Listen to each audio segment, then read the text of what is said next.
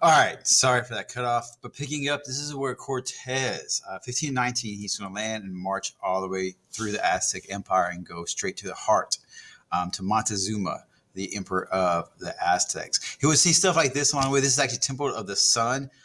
This is actually he wouldn't actually see this first. Technically, he would see this afterwards. But this is a famous trading post, and they found pieces from this area all the way up north in the Mississippian valleys I talked earlier. And one of the big things that they would find is, and I'm trying to show this to you if you can see it, is this. You see, this is actually lava that poured directly into the surrounding lake valley areas. The volcanic areas in Central America, when the volcanoes erupted and a lava poured into water in the lakes, it cooled really fast. Cooled so fast it made this substance. And I'm slowly dragging out the name of it because I want you guys time to think of it. But this is obsidian. Obsidian is so sharp, and I actually got this from this very I can't pronounce the name, so I won't. But this the one of the largest trading areas at the time is actually where this guy suckered me and sold this to me. The backside was on a knife and it broke in my luggage. But the obsidian is still cool. Obsidian is so sharp that you actually chop pieces of this off, and it's sharper than a scalpel that surgeons use. It's some of the most amazing things out there. One of the most amazing things out there. And it actually comes from lava cooling so fast from hitting the lakes. Instead of making glass or a rock, it makes obsidian, which is really, really strong. And even holding this, I can feel like if I just went like this, it would cut me. It's that sharp, even though it's not meant to be razor sharp. But it's pretty interesting, this trading network that this place had. Cortez would come across villagers that traded here. He would actually eventually come across areas with similar built buildings. And nonetheless, inside those buildings, it was actually quite different. These two pictures I actually took myself inside this trading city. Tino, I always want to try to say the name, but I can't. It's roughly 45 minutes from Mexico City. You can actually go there today. But these are actually the original paintings still on the walls on the inside. People don't realize this, but when Cortez saw these villages and eventually the capital of the Aztec Empire, it wasn't all stone. It was stone, but on a stone was this plaster like this, and there's this brightly colored ink on the side of it. And a lot of people don't realize that it was very elaborately done. They actually were able, using just roots. If you see this, I also bought this there.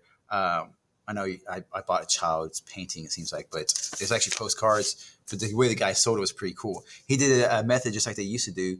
The red was actually these bugs he took off the cactus, and they smashed them, and he spread the red on there. The other stuff he would use different plants from and roots to make the colors, make this the sun rays and stuff like that. And then he would cut open the cactus itself, and he would take the cactus oil and rub on it, and it would make kind of like a clear coat where it would stay on there. And that's just the way they used to do it. That's the way they make all these beautiful colors on these sides. That's what Cortez men saw when they saw these buildings. It wasn't just stone and that was it. And most of the time, you also don't realize this, is that some of these stones actually go underground. The older ones, especially the Mayan ones that they would find later, but the ground has just washed up to cover up so much of it. So it's actually pretty fascinating. A lot of people don't really realize this, but second to gold, the British Empire traded, number one trading was actually red dye for the British redcoats later on from Mexico. So that's how they used it. So it's pretty interesting, the stuff we get that we don't talk about. The Aztecs were a fascinating civilization, to say the least. But nonetheless, Cortez is going to march through there, and these are these are popular around Cozumel. You're going to see some of these the buildings, the shorter one, the shorter temples like that. So this is supposed to be an aerial view of what the capital used to look like. I know now it's not a lake; they filled it in. And it was actually Spanish that screwed up doing that, and now that's why it's always sinking in certain parts of Mexico City. But this is what Cortez people would have saw. Vastly different than what you assume that they would see. These are actually paintings. This is actually one from a time period. What Aztecs did practice human sacrifice on a large scale. At one point, one priest recalled that the one Catholic Jesuit that was on a mission, would recall that the Aztec priest would take a lot man alive, lay him at the top here, cut open his chest, pull out his heart, and then roll his body down the steps. So when you see that, that's actually an account that we have that we will go over later that actually talk about that happened. And he said this happened nonstop until they did over 2,300 men. And then they would rip the heart out and then just throw it into the temple for the gods. It seemed barbaric and crazy. I have heard people point out, don't forget, Europeans were burning people alive at the stake because they thought they were witches at the same time. And they're doing that in the numbers of 10,000. So there is a comparison there that we're all a little bit crazy, I think. It is pretty interesting how Cortez does get in. If you're wondering how to get into Montezuma's capital city of the Aztecs, he was invited in. Montezuma let him in. He wasn't a threat. You got to understand that. If Montezuma didn't let him in, then it would have looked bad. I think he would have looked like a threat. But he's going to let him in. And so we end up seeing paintings like this of Cortez supposed meeting with Montezuma. And Cortez actually will tell Montezuma, we need gold. Can you fill this room with gold? He's sure. Oh, can you fill it with silver? Sure. And so Montezuma was just proving I really think Montezuma was proving how strong he was, how much power he held with that Cortez should realize. I don't think it was I'm doing this for you to make you happy. I'm scared of you. You might be a god. No, I think that's a very European point of view. He didn't think he was civilized at all, I don't think. There you have, what's her name's La Malinche. She's supposed to be the Cortez's first wife and translator for the Aztecs. But nonetheless, Cortez famously said, supposedly, we Spaniards have a disease of the heart that only gold can cure. When asked, why do you care so much about this gold? That was the typical reaction. The capital city here is going to have roughly, we think, 200,000 Aztecs. The Aztec Empire has 1 million Aztecs alone. We think 5 million if you count the people that were subjugated to the Aztecs.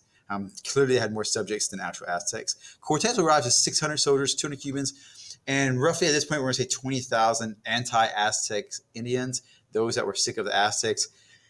And their human sacrifice may have played a role in why they didn't like the Aztecs. And maybe they were scared of Cortez and feared, hey, enemy of my enemy is my friend, right? The great battle that actually ensues doesn't take place right away. It's pretty interesting that Cortez actually, when he's there, he's controlling Montezuma with the people. It's going fairly well, but Cortez actually has to leave the capital city. Cortez has gotten word that Cuba governor that he dismissed when he landed, remember that guy, is pissed. And he's arrived in Veracruz, and he has some of his own men, and now he's going to take Cortez down. So Cortez, crap, I got to go. He leaves some soldiers in charge. Says, BRB, I got to go take care of this guy, take some of his men with him. He travels back across Veracruz, meets the Cuban governor, beats his butt in war, gets some of his men to join him. He's like, look at all this gold, join us. And the Cuban governor never had a chance. So Cortez actually gets more Spaniards. But when he comes back, it's the biggest cluster show in the world right now, guys. He gets to the capital city, and he has to fight his way to the main temple. Like, it's that bad. And he gets there. What happened? What happened? And there we have two different stories. In your textbook talks about this. There's two different stories. Spaniards would say that the Aztecs wanted to practice human sacrifice, and they had made that, and they said, no, you can't do that. It was an innocent person, and the Aztecs priests got out of control, and they went to control them, and they flipped out. They got mad. They got upset. They started fighting back because the Spanish soldiers were interfering in a holy ritual for them. It was a holy religious ceremony. And the Spanish soldiers, the captain would tell Cortez, we went and got Montezuma, and we told him to tell him to stop this, being upset, stop this rebellion. And Montezuma's own people threw rocks at him, stoned him, and pushed him off the temple unto his death. And that's how he lost control. According to the Aztecs, that did not happen at all. The Aztecs said they asked permission to perform this ritual, this human sacrifice. The Spanish soldiers, they didn't care. Same thing as always, right? They've seen it a dozen times. It wasn't anything different. And so they're doing this. The Aztecs will say what triggered these Spanish soldiers was when they brought out the gold. See, they had special gold like dishes, weapons, like tools used for this ritual. They were sacred in that manner. And when they brought that out, they said that they saw it in the eyes of the soldiers how it lit up, and they went after that gold. And of course, these tools are for this holy ritual. The Aztec priests aren't going to let them have it. And in doing so, they struggled. And when the soldiers went to get Montezuma to get the priests under control, Montezuma tried to do it, and the priest said no. They clearly understand what's going on. Montezuma is being controlled by Spain, and so the soldiers got sick of Montezuma not doing anything, and they shoved him off the temple to his death. And then that's when the whole revolt happened, and the soldiers were trapped inside the center of the city. Two different stories, depends on who you want to believe. They say in history, the winner writes history, and the loser's story never gets told. So I leave it up to that and let you decide. That's what this painting is supposed to show. It actually shows conquistadors. It shows the Catholic Jesuits actually trying to pray and save these uncivilized people. You can even see all these suffering from the women on top and the flags waving for Spain. What happens is Cortez is eventually surrounded. He has to fight his way out of the city. And remember how we showed you the water that surrounded the city? Cortez actually has to escape through water. He's going to jump on boats. Him and his men are going to try to get out of the center of the city and find safety. And as a matter of fact, many of his men will drown because they had their pockets full of gold. So they actually would drown in the lake surrounding areas. And Cortez gets to the outskirts of the capital city of the Aztec Empire and swears he will eventually conquer these people. And when I was in Cuernavaca, the story they told was that Cortez cried. He landed and cried because he had failed so badly and swore that he would eventually conquer these people. So two different stories again. Cortez will surround the Aztec Empire and starve them out. It's one thing you learn throughout history. Native Americans in North America, South America, Central America, they don't do this whole starvation thing. They're not going to surround you and starve you out, and they're not accustomed to sitting and waiting to get starved out as well. They're accustomed to fighting. That's what they believed. So that has vastly two different concepts. What really helps Cortez is when he does get the Aztec Empire to surrender and they let him in, the soldiers write how sickening it is inside the city because smallpox had spread so much. And that's what happens with disease. If you quarantine an area and the disease is already in the area, it spreads like crazy, right? I mean, that's why we're not in school and we're doing virtual learning right now. It's why it's a bad idea. I mean, you try to keep that. If you have everybody trapped in there, that disease spread so bad, they had to walk over dead bodies. Some people were dying that they couldn't even move the dead bodies. Actually, the emperor who existed at the time was like, there was Montezuma, then somebody took over, died of smallpox, then somebody else took over, died, and there was a third person, all in this short time period that Cortez was surrounding the city to take over. So there's pretty much nothing left. The interesting thing and part about it is when Cortez gets there, he goes, "Where's all the gold that was here?" And they say, "What gold?" And they say, Cortez goes, "All the gold that was here. What'd you do with it?" They refuse to tell him where the gold is. Cortez marches on, and when he does so, he actually takes the emperor at the time, and he'll actually torture the emperor. He'll actually be burning his feet at one point so bad that the emperor can't even walk on his feet as they're marching him through. They're actually dragging him at one point and carrying him on a stick and stuff. At one point, they put his best friend in fire next to him, and his best friend's like, "Just tell him where the gold is," as he burns his feet. And the emperor at the time just turns to him and says, "Do you think I'm laying on a bed of roses over here?" Eventually, Cortez can't get it out of him, and they just leave him hanging upside down in jungle to die because his name translates as hanging serpent. And so Cortez goes, "Well, just let him die here." And they actually will leave the last Aztec emperor technically there. That's the last time anybody actually sees him. Surely he died from his wounds, just his feet being burnt and being left upside down. if not from eventually smallpox and interaction. That's the end of the Aztec Empire. Cortez, we talk about Columbus opened the gate for everybody, and that's really important for you to understand. Cortez set the example. Come, conquer, take what's yours. That simple. Do it. So this guy would do the same thing. I can tell you a whole story about Pizarro. In 1531, a little bit later, he's going to hear about this Inca Empire, and he's going to come down and he'll do just that. He did a little bit differently. He says, hey, let's meet. Let's negotiate and talk about this. The Incan emperor does so, and he's ambushed and killed. And after that, it just falls apart. Much less of a story told about the Incas than the Aztecs. The Aztecs Empire, I feel, was greater and accomplished more. It was stronger. But even they couldn't withstand the disease of smallpox and Cortez's superior weaponry, to be honest. But that's how the Incas will fall as well. Cortez set the pathway to do this. Like Columbus opened the gates for everybody to come over. Columbus set the tone. This is how you do it with Native Americans. This is how you deal with it. Once Spain does get there, they have to decide how they're going to keep allegiance. Keep in mind, this is 1,000 miles away from Spain. This land is so great, so vast, you can't have enough soldiers to control it.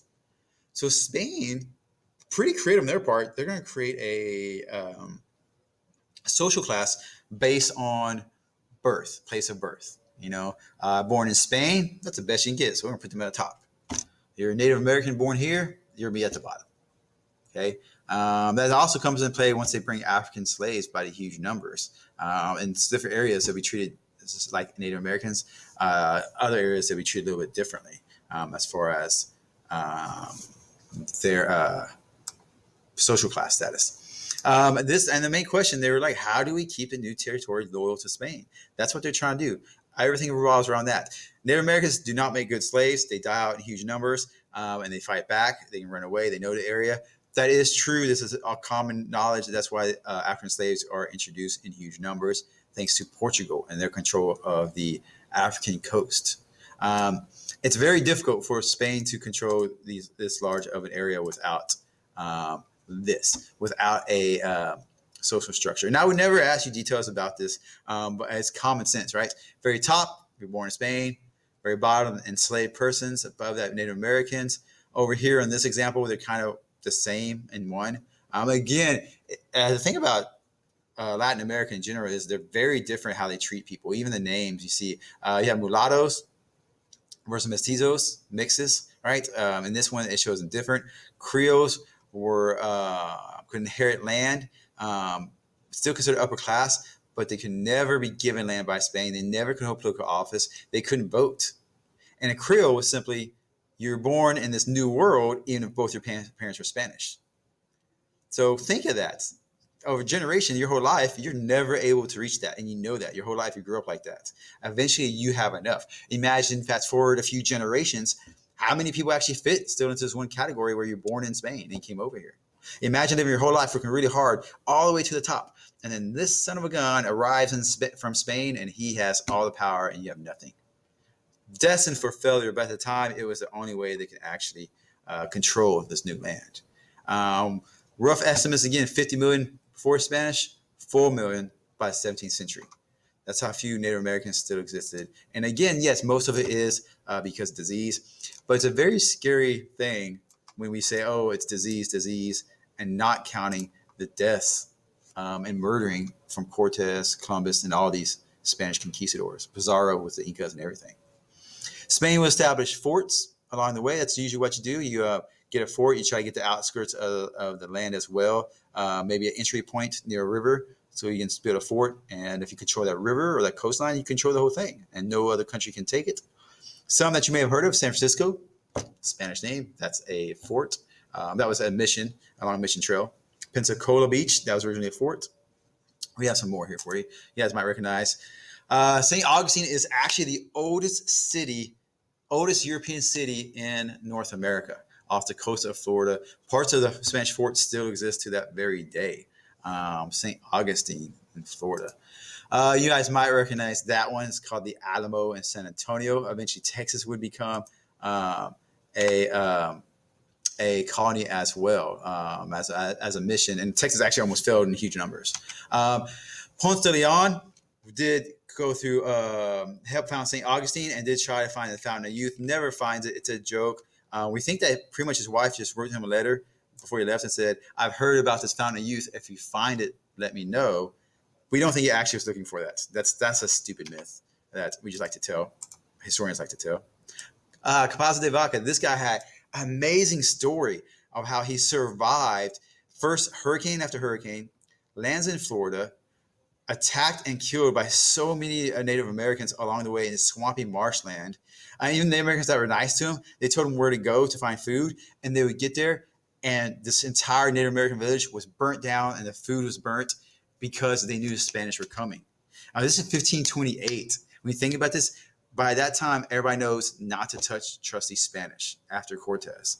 At this point here in September, Capaz de Vaca is actually taking a leadership role. He was actually just like a treasurer. He wasn't even like a high up guy, but he's like one of the only few leaders left.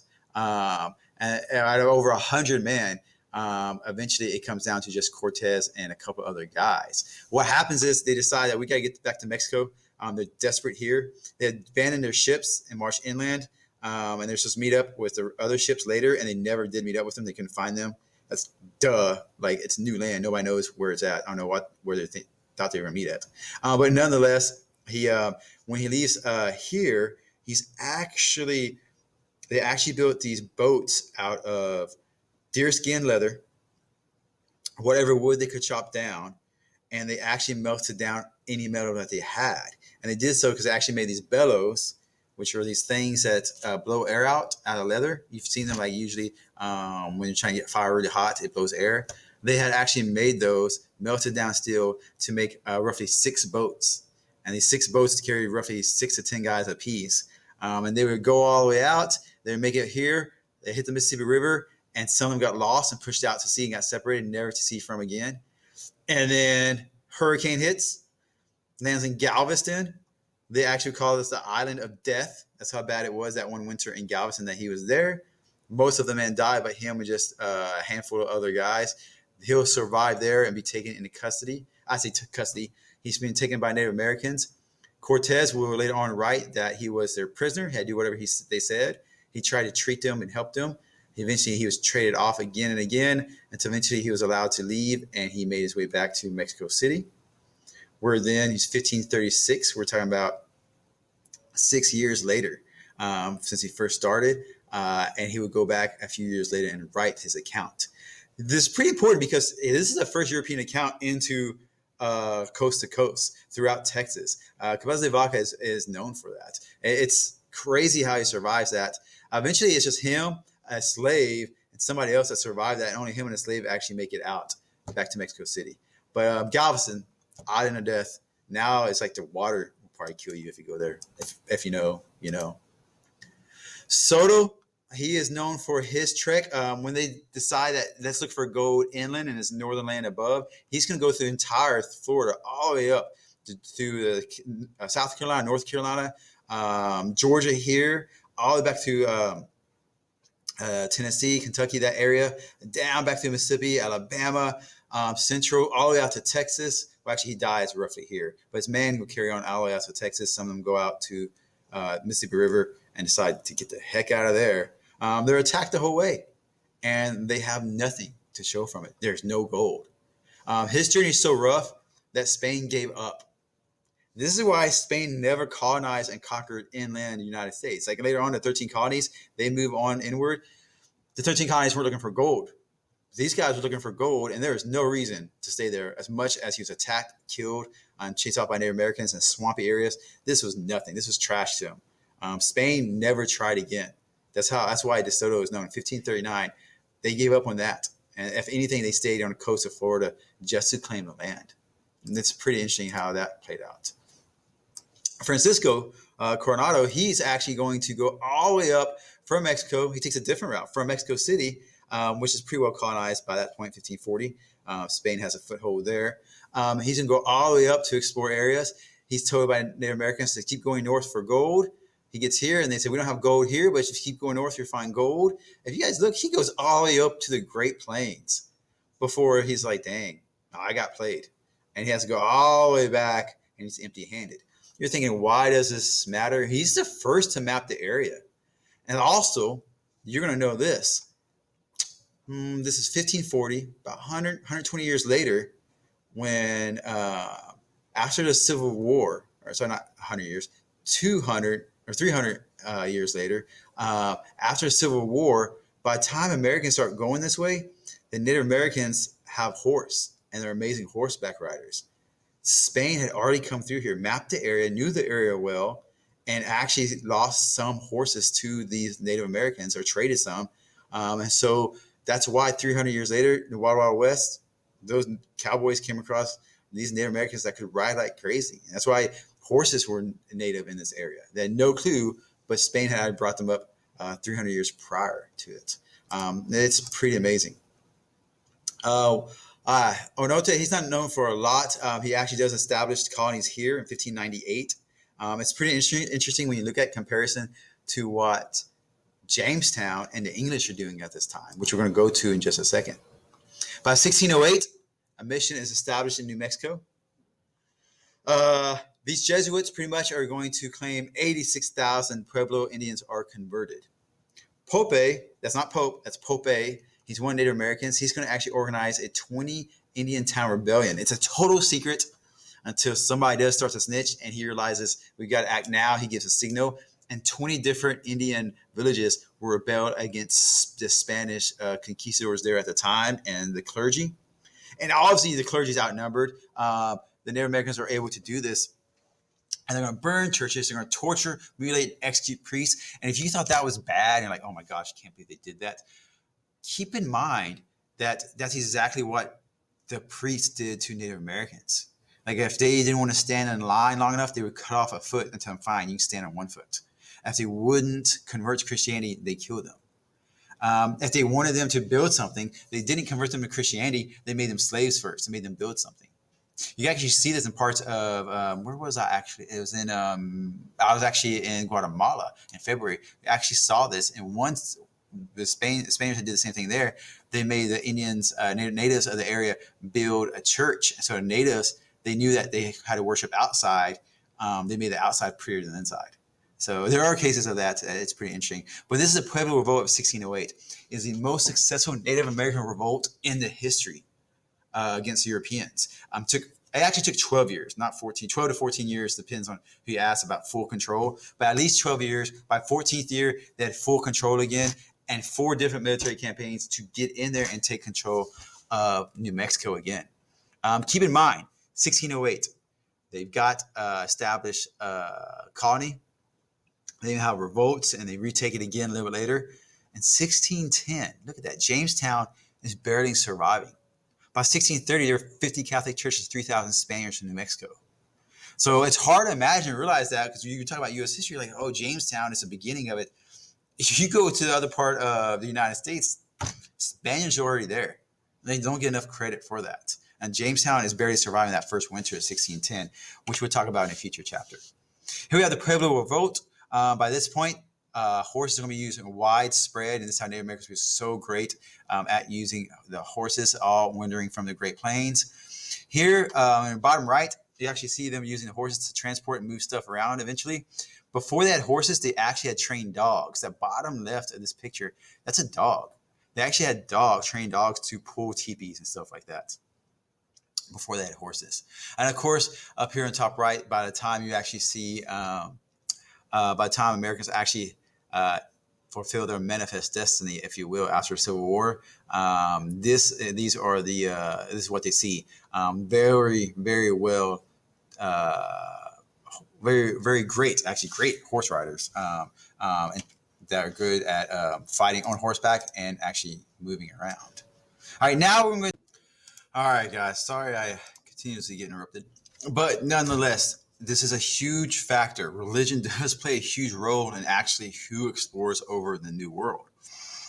Specifically, when we're talking about Europe, at this point in time, 1492, when Columbus sailed the ocean blue, Europe fully backs the Catholic Church. The Pope has ultimate say-so. He was the one that actually made the dividing line, that treaty that we talked about earlier, where Portugal received half of the hemisphere and Spain received the other half. Everybody listens to the Pope. By 1517, there's problems within the church. Martin Luther is responsible for nailing his 95 theses, 95 issues he has with the church to the door. And it all really spawned with a big one, which was purgatory. Martin Luther felt that the church had made this concept up. And the church has said that, Catholic Church at the time had said that when your loved ones die, they go to purgatory, a place in between, or not heaven, not hell. And the church, trying to raise money, said that if you give money to the church, they'll be able to pray for your loved ones and get them to heaven. And Martin Luther felt that this was just too much, too far. He had a lot of other issues as well, but that was like the main one at the time. Once he does that, he creates a controversy, and after a few years, he's going to be expelled. And the German states themselves, some of them support Luther, some support the Catholic Church. These German states or counties, however you want to look at it, however you want to call them, little kingdoms, were pretty much left up to decide on their own. Each I guess you would call them a prince would be the best one, would decide if they were either Catholic, Lutheran, or Calvinists. Now you're thinking, oh, what's Calvinist? Well, that's this concept of predestination that also takes place. Imagine if you were born and somebody says you, no matter what you do in life, you're either going to heaven or hell. God has this plan already worked out for you. You heard different denominations take parts of that, and some people kind of blend it together, especially in modern day America. I feel like a lot of people don't take a specific denomination or realize it, and it all kinds of blends together. That was his idea. So no matter how hard you worked, no matter how many good deeds you didn't matter. It was already decided, predestination. And so some believe that. So this was a big breakup of the German kingdom states, and eventually you'll see it kind of branch out as well. This map shows you how Catholics still had a really strong control over Europe, over most of Europe. The Lutheran Church kind of more northern, right? And then you have in green, you have England there to be so much more special and different than everybody else. The English themselves have a fearless leader, King Henry VIII, who wants a divorce, and the Pope would not grant it to him. And so on his second wife, actually, the Pope gave him the first one, said, hey, you get a free pass, divorce.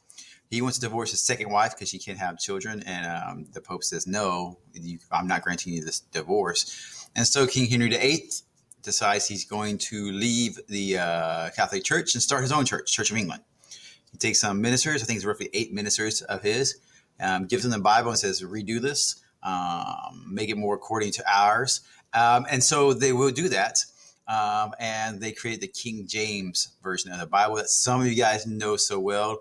Either a Baptist, Methodist, is branched off from the Church of England in some way, or the Church of England, and it becomes used by many people. And now even today, there's a new King James version that's come out recently in the past few years. But that's why Catholics don't follow that version of the Bible. They have a different one. They're what they consider the original one, translated from Latin to Greek, or depending on Old, New Testament, Hebrew to Greek and Latin. But nonetheless, Henry VIII decides just to kind of start his own thing. And it becomes the Church of England that you guys might have heard of as well. Yes, it's a song. King Henry VIII, I Am, had a few wives and killed a couple of them because they weren't cutting it. What this means, all this religious stuff means that these other countries can explore. Without the ultimate supreme say so of the Pope, we'll see the French will actually have their own voyages and they'll come explore the coastline, not really stay. This guy particularly actually gets eaten by, we believe is eaten by the Carib Native Americans on another one of his voyages. So not very successful, the French, but there are other factors that play a role. The French are very successful up farther north, and this guy in particular is well known for his exploration. He's even on money, coins, and stuff like that in French Canadian areas. But he's the one that's actually going to go down. This is called the St. Lawrence River, and it actually goes down. And in modern times, they actually have it connected to the Great Lakes through canals. And from the Great Lakes, you can get to Mississippi River. So this was huge. If he had kept on going, there's even more he would have discovered inland into the United States. But he goes pretty far. And the French do things differently. They do establish a trading policy with the Native Americans almost immediately. There's only one particular tribe that the French don't get along with. Um, and they're going to be pretty open to trading, which means that they want to be nice to Native Americans. They're actually buy land from Native Americans instead of fort there. And the idea here is that we're going to be trading with you guys. We want you to be happy. We don't want to. We're not going to just take from you. So the French actually do things a lot differently. If you're wondering why Canada becomes French, has some French influence and some English influence, this is the first French influence we see in Canada that lasts till today. Now, Spain does have a hold, and they're trying to hold on huge as much as possible to this new world and this new exploration. You actually see from this map on the left all the different routes that are being taken in different dates, and they stretch all the way from Columbus or Cortez, 1519, and we see some even later ones cutting through the Great Lakes all the way around, up and down. There's a lot of exploring getting done. You can see these names you never heard of, but there's actually a lot happening. A lot has been done before the Americans come, or before they established 13 colonies, before they established America, the country itself, and spread westward. A lot of people have already gone through this area. It's often forgotten about. But Spain's trying to hold on, and they've got a threat from England. Now, Spanish, which are Catholic, versus Protestants pretty much is a big thing during this time period. Protestant is technically anybody who's not Catholic, technically.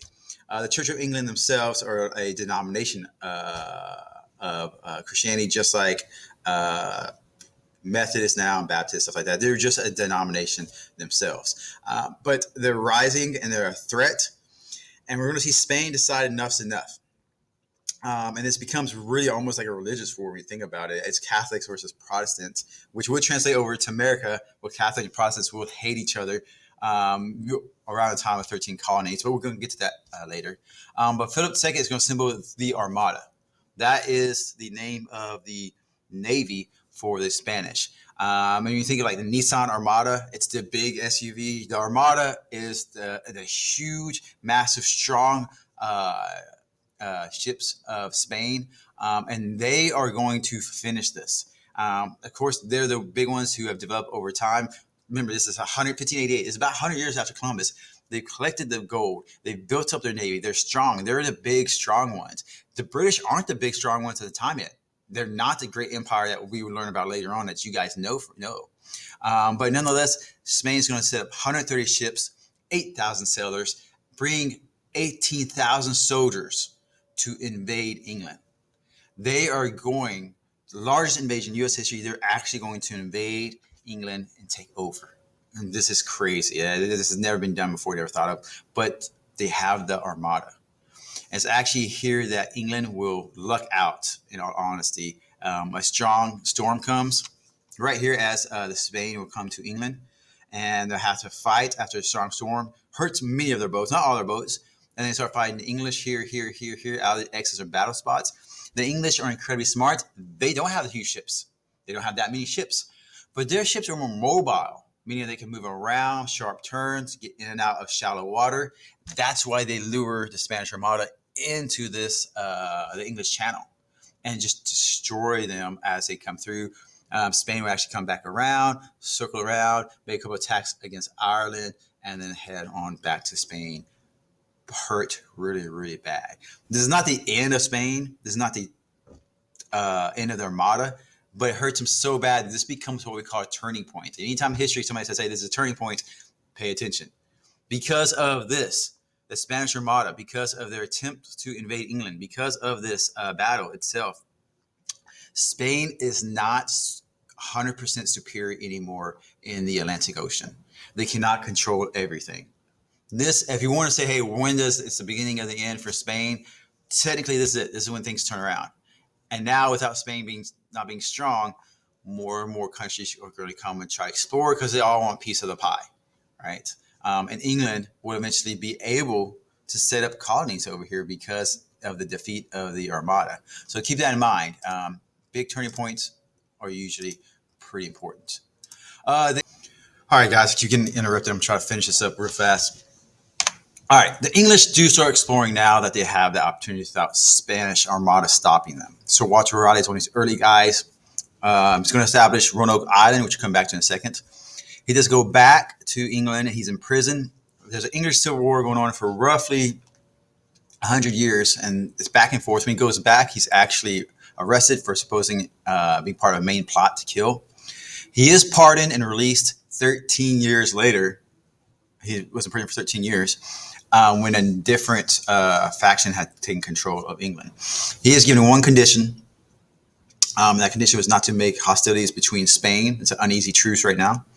But nonetheless, he comes back, and a commander underneath Watarati, against Watarati's orders, went and attacked the Spanish outpost. Watarati actually lost his own son at that point in that attack. The commander himself goes to Sir Watarati and begs him for forgiveness. Watarati does not forgive him for letting his son get killed, and that commander actually committed suicide.